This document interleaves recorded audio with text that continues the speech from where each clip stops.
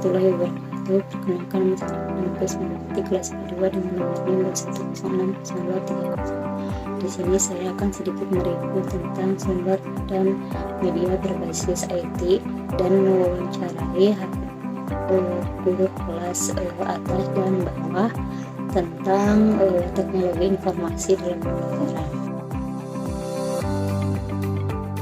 Teknologi informasi merupakan hal yang membantu manusia mengubah dan menyimpan untuk mendukung pelaksanaan kegiatan pembelajaran tingkat sekolah atau tingkat perguruan tinggi. Adapun peran dan manfaat teknologi informasi yaitu sebagai sarana membantu dan melengkapi mengajar secara praktis. Kemudian manfaatnya menyediakan media bervariasi, mengakses materi pembelajaran yang lebih menarik, metode mengajar tidak monoton atau fleksibilitas, kemudian meningkatkan minat siswa serta meningkatkan kualitas pendidikan. Kemudian ada konsep teknologi, yaitu dapat memudahkan pendidik dalam kegiatan mengajar. Kemudian guru harus memiliki keterampilan. Kemudian ada tujuan teknologi, yaitu memahami teknologi, mengembangkan keterampilan, mengembangkan sikap kritis. Kemudian ada 3 kedudukan dalam teknologi, yaitu yang pertama mempermudah kerjasama, yang kedua sharing informasi, yang ketiga cara mengembangkan sistem seperti fasilitas, software, program sendiri. Kemudian ada teknologi informasi sebagai inovasi pembelajaran di sekolah dasar. Inovasi pembelajaran merupakan sebuah upaya pembaharuan terhadap berbagai komponen yang diperlukan dalam menyampaikan materi pelajaran berupa ilmu pengetahuan dari tenaga pendidik kepada para peserta didik dengan tujuan untuk meningkatkan kualitas pendidikan yang berlangsung. Kemudian ada pun alasan perlunya inovasi dalam dunia pembelajaran, seperti inovasi pembelajaran, maka proses kegiatan belajar mengajar dapat berjalan dengan lancar, kondusif, dan kreatif. Kemudian upaya peningkatan pemikiran dan kaitannya dalam proses pembelajaran sebagai penghasil produk atau faedah yang baru ke arah pelaksanaan kurikulum. Pun peran guru dalam inovasi dan pengembangan media pembelajaran, yaitu dapat mengolah kemampuannya untuk membuat media pembelajaran yang efektif dan efisien, kemudian memberi pengalaman yang berguna bagi siswa. Kemudian ada pun tuntutan dan pembelajaran abad ke-21, yaitu dapat mempersiapkan peserta didik memiliki keterampilan belajar dan berinovasi, kemudian keterampilan menggunakan dan memanfaatkan teknologi dan media informasi. Adapun beberapa karakteristik yang harus dimiliki siswa pada pembelajaran abad 21, yaitu berpikir kritis, mempunyai kemampuan dalam memecahkan masalah, dan terampil komunikasi, adanya kolaboratif, kreatif, dan inovatif, kemudian mempunyai kemauan dan kemampuan terhadap literasi digital, media, dan teknologi informasi, kemudian memiliki inisiatif. Kemudian ada pun solusi yang dapat dilakukan terkait permasalahan kurangnya sarana dan prasarana ICT. Sekolah perlu memiliki sarana dan prasarana, kemudian kepala sekolah perlu menjalin hubungan baik kepada lembaga pendidikan di atasnya. Kemudian pemerintah perlu menyediakan dana anggaran yang merata. Kemudian ada pun 4 masalah pokok yang sangat penting yang harus dijadikan pedoman untuk pelaksanaan kegiatan belajar mengajar, seperti memilih cara pendekatan belajar mengajar, kemudian memilih dan menetapkan prosedur, metode, dan teknik dalam belajar tepat dan efisien. Kemudian konsep dasar multimedia. Multi artinya banyak, sedangkan media artinya alat atau sarana yang digunakan untuk menyampaikan sesuatu. Jadi multimedia adalah alat atau sarana yang dapat digunakan untuk menyampaikan sesuatu dengan berbagai cara. Kemudian ada hakikat multimedia, yaitu mengacu pada kombinasi berbagai elemen media untuk menyampaikan pesan atau informasi secara lebih efektif dan menarik. Kemudian adapun beberapa aspek penting dalam hakikat multimedia, seperti konvergensi, interaktivitas, mandiri, kompleksitas, hiburan, informasi pendidikan. Kemudian adapun contoh penerapan hakikat multimedia seperti presentasi, e-learning, games, simulasi, seni digital. Kemudian ada komponen multimedia seperti teks, gambar, audio, video, animasi, interaktivitas. Kemudian ada juga jenis-jenis multimedia dalam pembelajaran seperti multimedia interaktif, kemudian multimedia hiperaktif, dan multimedia linear atau berurutan. Kemudian adapun pemanfaatan multimedia dalam dunia pendidikan atau pembelajaran di sekolah dasar. Pemanfaatan multimedia dalam pembelajaran dapat diperlukan dalam rangka efektivitas dan efisiensi pembelajaran. Kemudian ICT dalam pembelajaran dapat menjadi dua peran, yaitu sebagai media presentasi pembelajaran, yang kedua sebagai media pembelajaran mandiri atau e-learning. Cara mengimplementasikan ICT di sekolah: yang pertama, menyediakan kebutuhan perangkat TIK. Kedua, kemudahan dalam mengakses sistem jaringan bagi guru, karyawan, dan siswa. Ketiga, implementasi di tingkat guru melalui pelatihan terprogram dan berkesinambungan tentang sistem e-learning. Kemudian ada fungsi ICT. Yang pertama, mengumpulkan dan menyimpan data. Yang kedua, memproses dan analisis data. Yang ketiga, komunikasi dan kolaborasi. Yang keempat, akses informasi. Yang kelima, meningkatkan efisiensi dan produktivitas. Kemudian ada contoh penerapan ICT. Yang pertama, learning. Yang kedua, e-commerce. Yang ketiga, telemedicine. Yang keempat, sampurna akademik. ICT untuk mendukung pembelajaran massal atau klasikal merupakan kegiatan. Kemudian adapun contoh penerapan hakikat multimedia seperti presentasi, e-learning, games, simulasi, seni digital. Kemudian ada komponen multimedia seperti teks, gambar, audio, video, animasi, interaktivitas. Kemudian ada juga jenis-jenis multimedia dalam pembelajaran seperti multimedia interaktif, kemudian multimedia hiperaktif, dan multimedia linear atau berurutan. Kemudian adapun pemanfaatan multimedia dalam dunia pendidikan atau pembelajaran di sekolah dasar. Pemanfaatan multimedia dalam pembelajaran dapat diperlukan dalam rangka efektivitas dan efisiensi pembelajaran. Kemudian ICT dalam pembelajaran dapat menjadi dua peran, yaitu sebagai media presentasi pembelajaran, yang kedua sebagai media pembelajaran mandiri atau e-learning. Cara mengimplementasikan ICT di sekolah: yang pertama, menyediakan kebutuhan perangkat TIK. Kedua, kemudahan dalam mengakses sistem jaringan bagi guru, karyawan, dan siswa. Ketiga, implementasi di tingkat guru melalui pelatihan terprogram dan berkesinambungan tentang sistem e-learning. Kemudian ada contoh penerapan ICT. Yang pertama, e-learning. Yang kedua, e-commerce. Yang ketiga, telemedicine. Yang keempat, sampurna akademik. Kemudian ICT untuk mendukung belajar mandiri, yaitu mengedepankan bagaimana menemukan sendiri setiap pengalaman-pengalaman yang didapat, baik melalui pengajaran ataupun otodidak.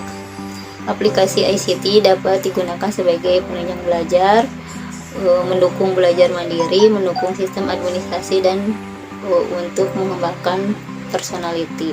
Faktor-faktor yang mempengaruhi dalam pemanfaatan ICT di sekolah dasar seperti kemampuan sekolah, kedua kemampuan sumber daya manusia, yang ketiganya lingkungan sosial. Adapun proses pembelajaran dipengaruhi oleh tiga faktor, yaitu kondisi pembelajarannya, kedua metode pembelajarannya, kemudian hasil pembelajarannya. Adapun bentuk-bentuk multimedia dalam pembelajaran: yang pertama tutorial, yang kedua drill dan praktik, yang ketiga simulasi, yang keempat percobaan atau eksperimen, yang kelima permainan. Adapun multimedia sebagai penunjang pembelajar, yaitu sebagai media pendidikan yang biasa digunakan dalam proses belajar mengajar, seperti media grafis, media 3 dimensi, dan media proyeksi. Adapun dampak positif terhadap pembuatan keputusan instruksional seperti media audio visual pembelajaran berbasis komputer. Adapun kelemahan media pembelajaran berbasis ICT. Yang pertama, penerapannya membutuhkan biaya yang relatif besar, kemudian rentan terhadap penyalahgunaan fungsi. Kemudian dampak implementasi multimedia dalam pembelajaran, penggunaan multimedia dalam pembelajaran. Computer Assisted Learning adalah perangkat lunak pendidikan yang diakses melalui komputer dan merupakan bentuk pembelajaran yang menempatkan komputer sebagai guru.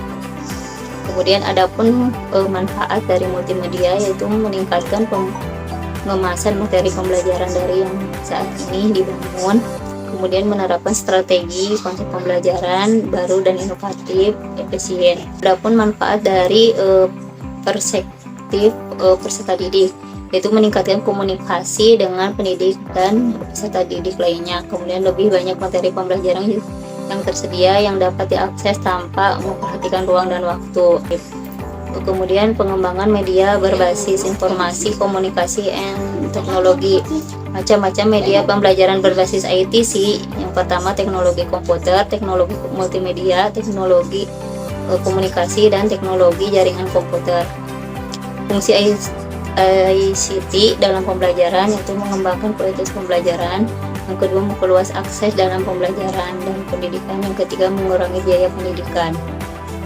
Kemudian adapun kelebihan dan kekurangan pembelajaran berbasis ICT memiliki kelebihan seperti memudahkan pengguna gambar untuk mengajar, menjelaskan instruksi rumit, dan membuat kelas interaktif. Kemudian kekurangannya yaitu seperti masalah mengatur perangkat mahal dan sering menyalahgunakan teknologi.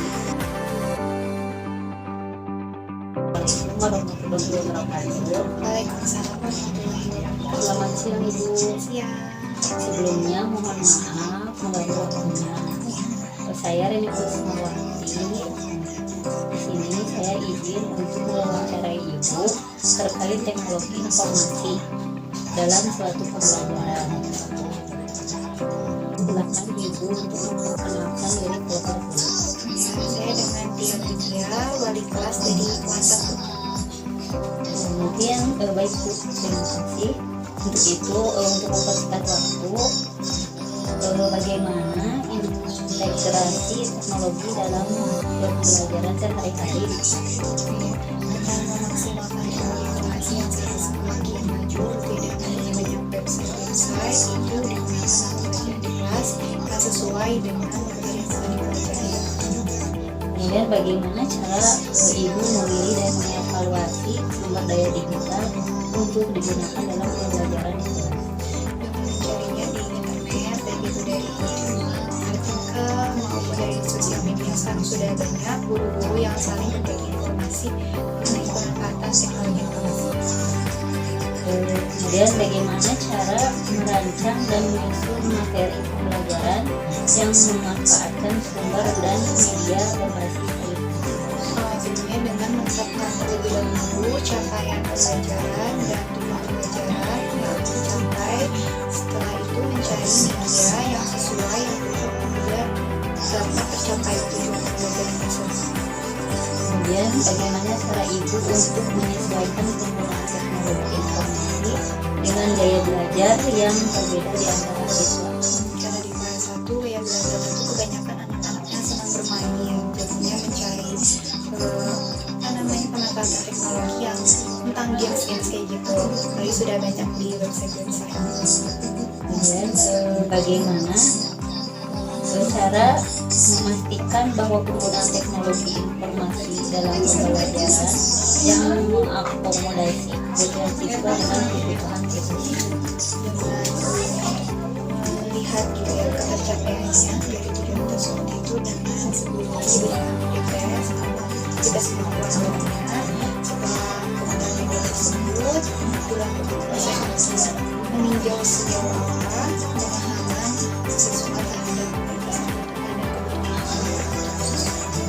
Bagaimana cara memfasilitasi kolaborasi antara siswa dengan menggunakan teknologi informasi dalam pembelajaran?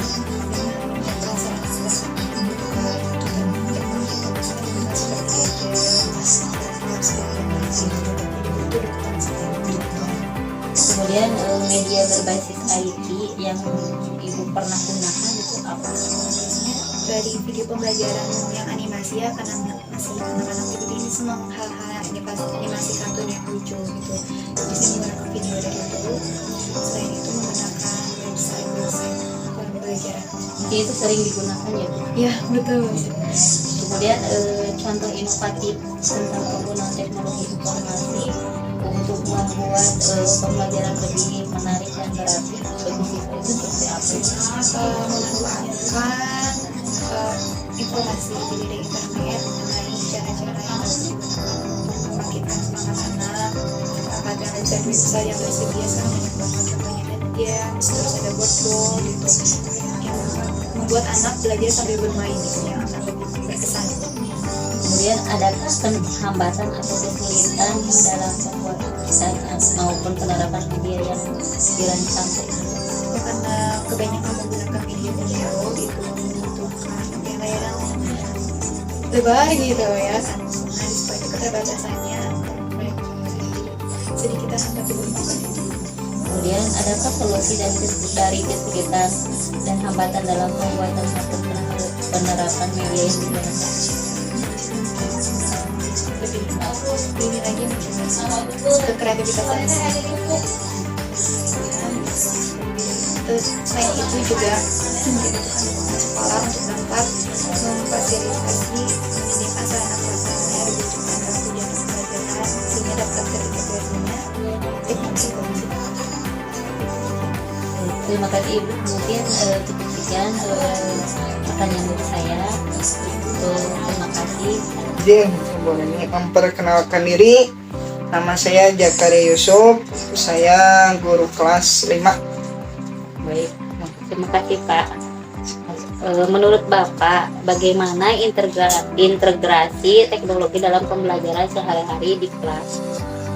Jadi integrasi teknologi, bahwasanya penggunaan teknologi di kelas melihat zaman sekarang, di zaman era 4.0, di mana di sini kita semua sudah melaksanakan, sudah tidak asing lagi dengan adanya teknologi yang semakin maju. Nah, begitu juga dalam pembelajaran, karena saat ini bukan zamannya era tradisional, melainkan era zaman modern, sehingga pembelajaran diharuskan dimajukan dengan atau menyesuaikan dengan zaman yang saat ini, yaitu penggunaan teknologi digital. Dan adakah cara memilih dan mengevaluasi sumber daya digital untuk digunakan dalam pembelajaran di kelas? Cara-cara memilih sumber daya teknologi digital untuk pembelajaran, bahwasanya kita harus mengetahui apa tujuan pada pembelajaran yang akan diajarkan oleh seorang guru. Nah, kita lihat digitalisasinya, kontennya berupa seperti apa, apakah akan menuju ke tujuan yang dituju ketika pembelajaran atau tidak tidak mencerminkan target tujuan, seperti itu. Yang keduanya, bahwasanya sumber daya teknologi harus baik, dilihat dari audio visual atau visual saja atau audio saja. Pembelajaran tersebut akan menjerumuskan para siswa lebih aktif, atau misalnya para siswa malah menjadi lebih monoton, seperti itu. Kemudian bagaimana cara merencanakan dan menyusun materi pembelajaran yang memanfaatkan sumber daya media berbasis IT? Cara menyusun pembelajaran berbasis IT.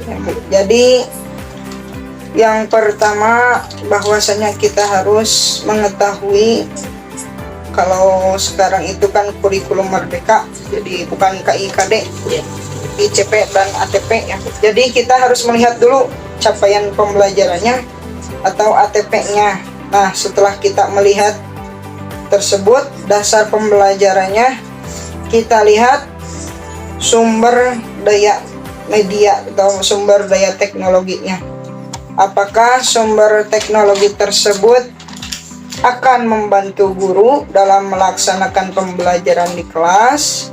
Kemudian setelah mendapatkan referensi bahwa digital tersebut akan membantu, kita terapkan karena saat ini banyak sekali platform digitalisasi dalam pembelajaran, bisa berupa kuis atau yang lainnya.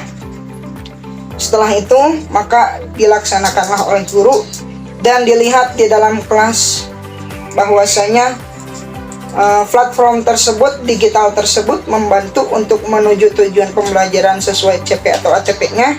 Nah, jika sudah berarti tidak usah evaluasi.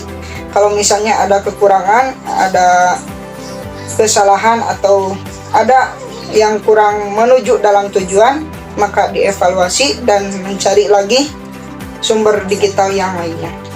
Kemudian bagaimana cara Bapak menyesuaikan penggunaan teknologi informasi dengan gaya belajar yang berbeda di antara siswa? Jadi karena di siswa sudah halayaknya bahwasanya ada siswa yang Kurang. ada yang kurang, ada yang aktif, ada yang IQ-nya lebih tinggi, ada yang lebih rendah. Nah, jadi kita bisa menyesuaikan sumber digital atau pembelajaran berupa teknologi sesuai dengan kebutuhan siswa. Jadi yang pertama misalnya untuk IQ tinggi, kita bisa memberikan kuis. Misalnya 10 soal kuis. Nah, yang IQ-nya lebih rendah, mungkin siswa tersebut lebih lambat. Nah, sehingga waktunya lebih lama dibandingkan dengan murid yang IQ-nya lebih tinggi. Nah, sehingga guru bisa menambah pembelajaran seperti melanjutkan ke kuis yang selanjutnya ditambah 5 soal untuk siswa yang berbeda IQ-nya yang lebih tinggi dan yang lebih rendah seperti itu. Kemudian bagaimana cara memastikan bahwa penggunaan teknologi informasi dalam pembelajaran yang mengakomodasi kebutuhan siswa dengan kebutuhan khusus? Jadi cara memastikannya penggunaan teknologi itu di dalam kelas dilihat dari hasil akhir para siswa, bahwasanya hasil akhir para siswa ada kegiatan penilaian dalam pembelajaran pada guru, misalnya berupa ulangan harian. Nah, ketika ulangan harian, guru-guru bisa menggunakan Google Form. Nah, setelah menggunakan Google Form, ternyata bahwasanya ada siswa yang belum mencapai tujuan guru. Nah, jadi guru memastikan bahwasanya setelah adanya ulangan harian, berarti guru bisa memastikan sumber digital atau ilmu teknologi informasi tersebut mencapai tujuan atau tidaknya mencapai tujuan para siswa dalam pembelajaran. Selanjutnya, bagaimana cara memfasilitasi kolaborasi antara siswa menggunakan teknologi informasi dalam pembelajaran? Jadi yang pertama, fasilitas yang dibutuhkan oleh guru, misalnya proyektor, karena guru misalnya ingin menampilkan PowerPoint, maka dibutuhkanlah proyektor supaya siswa bisa melihat visualisasi pembelajaran yang ditampilkan oleh guru. Kemudian misalnya para siswa langsung belajar berhadapan dengan komputer, jadi yang dibutuhkan komputer seperti lab komputer, karena saat zaman ini pastinya semua sekolah diwajibkan oleh pemerintah adanya lab komputer, karena menuju pada era digitalisasi semua sekolah diwajibkan adanya lab komputer. Kemudian misalnya menggunakan platform di HP, karena di buku paket sekarang sudah tidak asing lagi dengan QR video pembelajaran. Nah, jadi para siswa mungkin suatu saat dibolehkan membawa handphone ketika pembelajaran seperti itu. Kemudian bagaimana media berbasis IT yang pernah digunakan? yang pernah digunakan seperti tadi yang sudah disebutkan, bahwasanya para siswa membawa handphone, kemudian men-scan QR kode yang ada pada buku paket. Selain itu, yang sering digunakan adalah media PowerPoint. Aplikasi PowerPoint bahwasanya dengan menampilkan menggunakan proyektor yang tadi. Mungkin itu yang sering digunakan Ya. Kemudian apa contoh inovatif tentang penggunaan teknologi informasi untuk membuat pembelajaran lebih menarik dan berarti bagi siswa? Supaya lebih menarik oleh para siswa, bahwasanya karena para siswa ini ada yang suka melihat gambar, ada yang suka mendengarkan, ada yang suka aktif dalam pembelajaran. Jadi kita bisa menyesuaikan dengan metode dari sumber digital tersebut, karena pastinya kalau digitalisasi membuat para siswa lebih menarik. Misalnya menampilkan video yang menarik, membuat para siswa lebih semangat, memotivasi dirinya sehingga aktif berpartisipasi di dalam kelas. Kemudian adakah hambatan atau kesulitan dalam pembuatan maupun penerapan media yang dirancang? Untuk hambatannya mungkin pengenalan aplikasi, seperti kalau dulu sebelum adanya Zoom ya, cara mengaplikasinya kepada orang tua kemudian para siswa, jadi harus ada bimbingan terlebih dahulu.